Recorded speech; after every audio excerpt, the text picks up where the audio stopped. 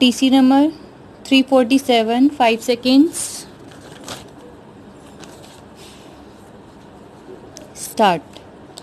Mr. Deputy Speaker, Sir, I support the bill presented by Shri Thomas. I belong to the rural area and therefore, without going very deep into the constitution intricacies, I would like to cite an example which would make it very clear as to what will happen to the country if we do not pass this bill. If there are only 5 earning members in a family of 10 persons and the other 5 members are unemployed, it becomes impossible for the family to develop and it becomes weak from within and finally it disintegrates. Similarly, in the case of a country, if crores of people are unemployed, it not only affects the overall production of the country and reduces the purchasing capacity of the people but also weakens the country. The most unfortunate thing is that it results in crisis of confidence and the people are disillusioned. And in the end, out of these evils, anarchy is born. If I say that a similar situation prevails in the country today, it will not be an exaggeration. In 1951, the number of unemployed people was about 51 or 52 lakhs. This figure increased to 280 lakhs in 1996-97 and at present it is 4 crores. And these figures are only of those who have registered themselves with the employment exchange. Apart from them, there are crores of educated and illiterate people who are unemployed. Even if they are employed, it is on a part-time basis. And if they are engaged on full-time job, they are underemployed, as a result of which considerable amount of labor potential is being wasted and consequently our country is being weakened from within. We may have a shining exterior, but the country is decaying from within.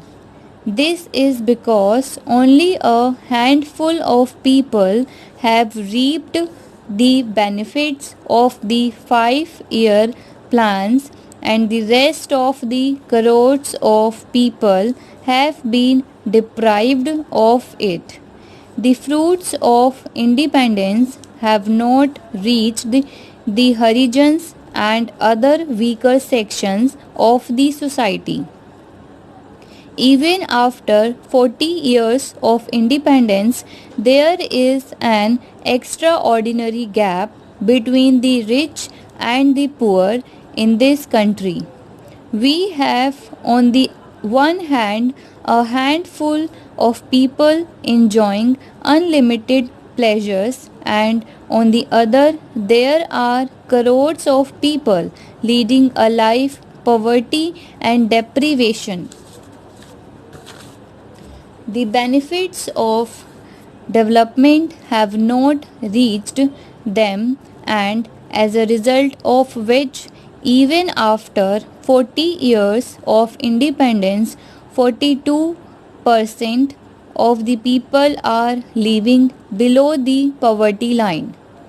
The government may define poverty line as it wishes, but the real meaning is one who is not able to afford 2 square meals a day when one is hungry, and this can be felt and understood if one has a close look at the people living below the poverty line.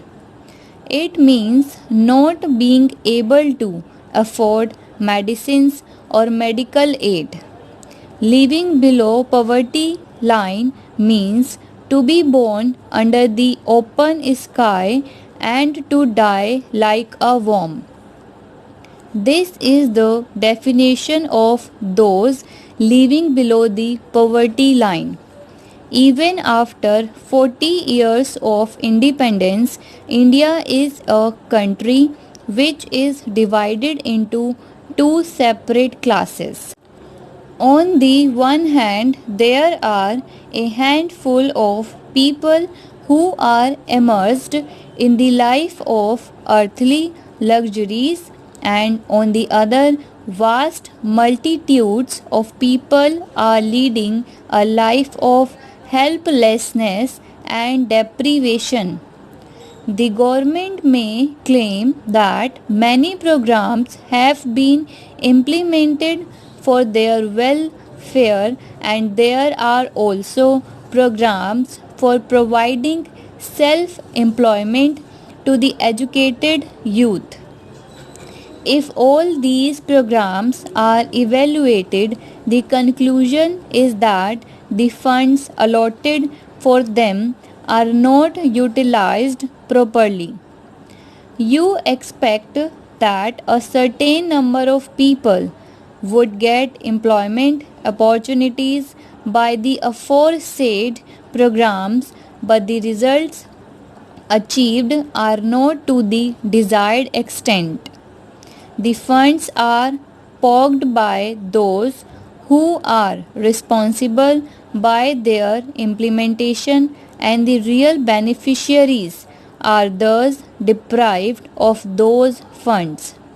These schemes are not benefiting the poor people.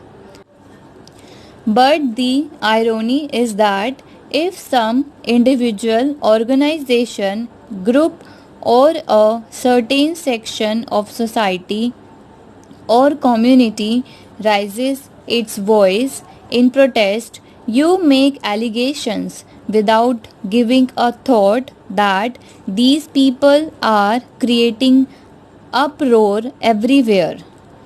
These people do not want the government to function properly, and they are playing with the unity and integrity of the country. We differ in our opinion on this point. We think protesting against evil is a threat to the unity and integrity of the country, and on the contrary, we think that it protects the unity and the integrity. A country does not disintegrate when it struggles against, but it disintegrates when it nourishes it. Hence, if evil is protected and nourished, it will certainly increase poverty and helplessness of the people, and they will never be to overcome their impoverishment, and they will be disillusioned. And when people are in despair, no power in this world can save the country from disintegration.